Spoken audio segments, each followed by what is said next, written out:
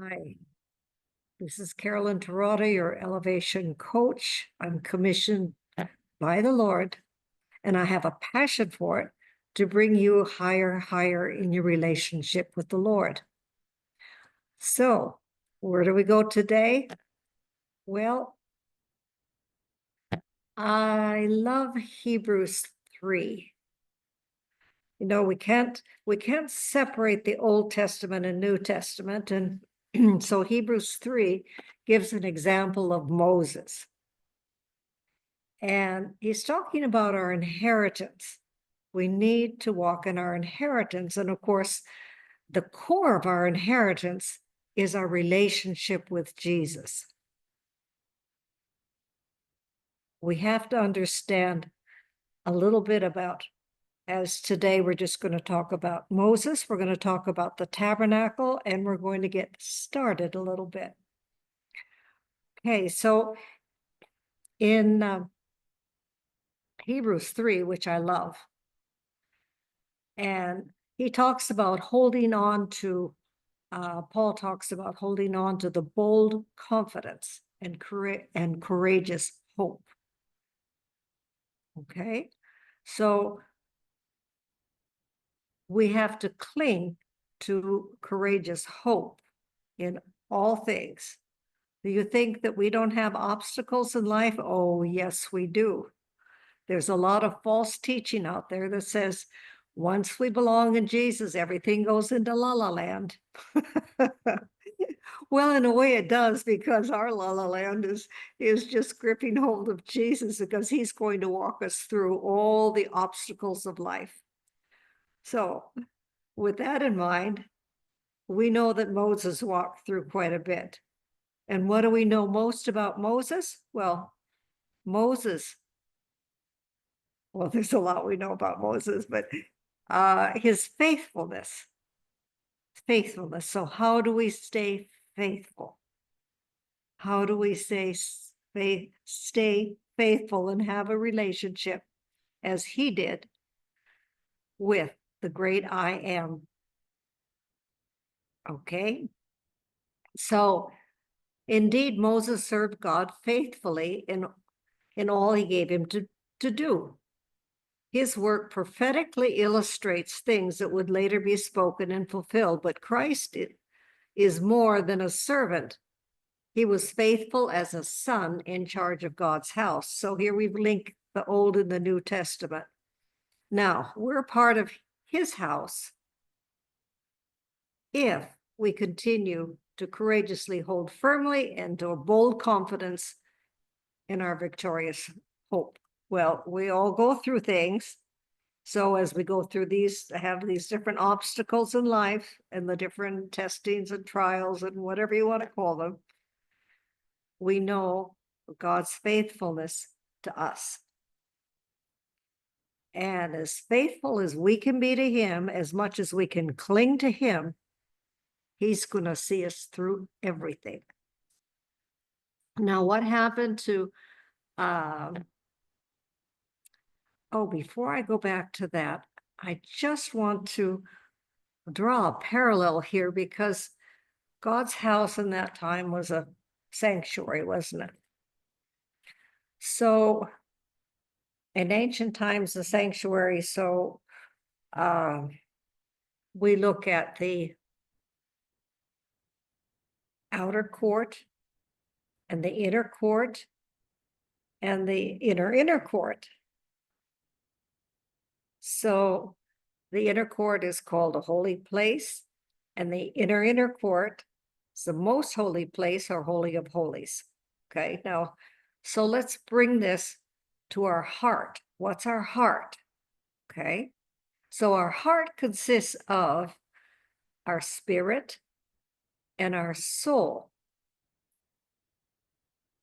Now, in our soul, we have our thoughts, we have our will, and our emotions. All of these are to line up with those of Jesus. And that takes a walk, a very close walk with him. And how do we do that? Well, the inner court, remember that Father, out of his great love, sent his very own spirit through Jesus to be united with our spirit. So we have our spirit, our soul, together makes our heart, and this is the control valve of our entire life. And so we have to guard our hearts. And not only do we guard our hearts, but our hearts can be joined so much with a relationship with our God, which is his intent. The entire Bible is a love story of building a relationship with God. Jesus made it possible. So this connection. Okay, so we have to guard our hearts. We do it through the connection of Holy Spirit, one in our spirit, and our emotions, our thoughts, and our will lined up with God's will. So we are spirit, soul, and body. And but we're one person. All right, we have Father, Son, Jesus, and Holy Spirit, and they are one person. Now, we have the privilege of being one by the Spirit with Jesus, who is one with the Father, being led by Holy Spirit. And why do we need to be led by Holy Spirit? Because look at what happened. We go back to Hebrews 3. It says, this is why Holy Spirit says, if only you would listen to his voice. So what voice are we listening to? Are we listening to our own thoughts, or are we listening to God's voice? Okay.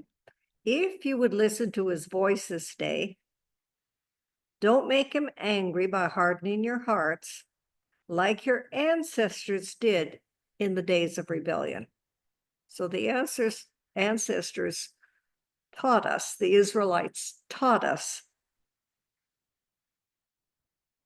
by their rebellion, they taught us not to have rebellion, because that's not our inheritance. Our inheritance is relationship. So they were tested in the wilderness and they failed.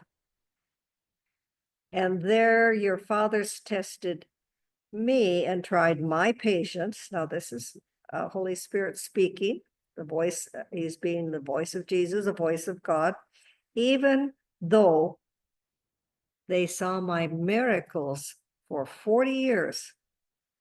They walked in the desert. They had water, they had manna, they had God's presence, they had a fire by night and a cloud by day that directed them.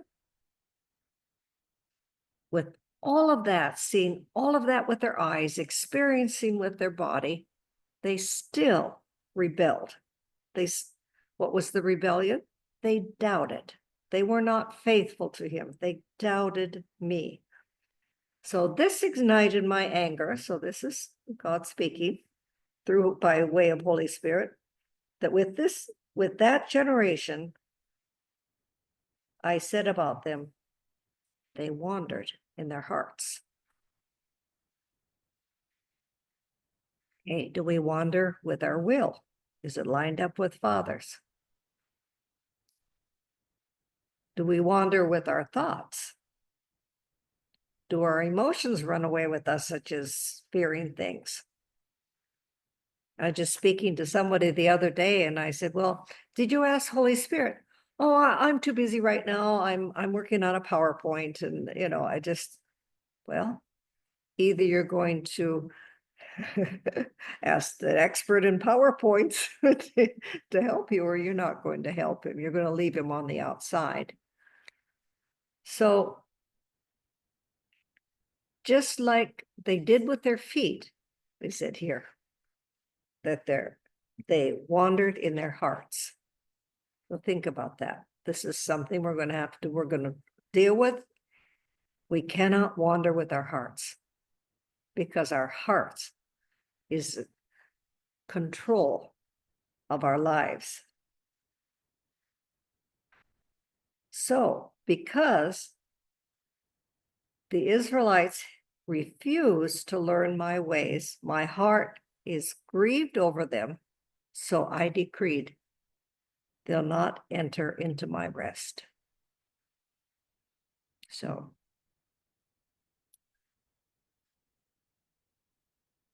I could go further. I'll just stop right there, but says here, so search your hearts every day and make sure that none of you has evil or unbelief hiding within you. It will lead you astray and make you unresponsive, the living God. He can talk to you, but you can't hear him.